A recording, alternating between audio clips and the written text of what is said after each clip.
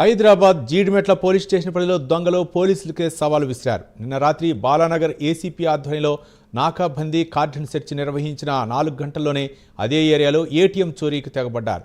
స్థానిక మార్కండేయ నగర్లో హెచ్డిఎఫ్సి ఏటీఎంలో భారీ చోరీకి పాల్పడ్డారు.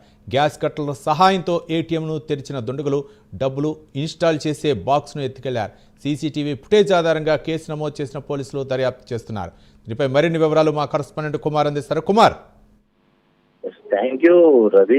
జీడిమెట్ల పిఎస్ పరిధిని ఏదైతే పోలీసులకే దొంగలు సవాల్ విసురుతున్నారు అన్నట్లయితే మనం అనుకోవచ్చు. నిన్న రాత్రి బాలానగర్ ఏసీపీ ఆధ్వర్యంలోనే నాకాబందీ అలాగే కార్డన్ సెర్చ్ నిర్వహించి 4 గంటల్లోనే అదే ఏరియాలో ఏటీఎం చోరీకి ఎగబడ్డ దుండగులు కూడా ఉన్నారు.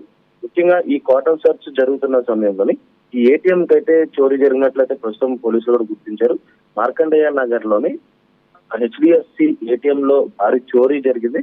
ముఖ్యంగా గ్యాస్ కట్టర్ అలాగే సహాయంతో ఏటీఎం మిషన్ డబ్బులు ఇన్స్టాల్ చేసే బాక్స్ ను ఏదైతే దుండగులు అయితే దోచుకెళ్లారనే తెలుస్తుంది. ముఖ్యంగా సీసీటీవీ ఫుటేజ్ ఆధారంగా ప్రస్తుతం కేసు నమోదు చేశారు.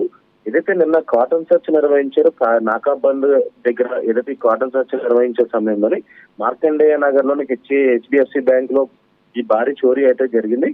కానీ వెంటనే పోలీసులు కూడా ఏదైతే ఈ చోరీని గుర్తించి అక్కడ ఉన్న సీసీటీవీ ఫుటేజ్ ఆధారంగా ప్రస్తుతం కేసు కూడా నమోదు చేశారు.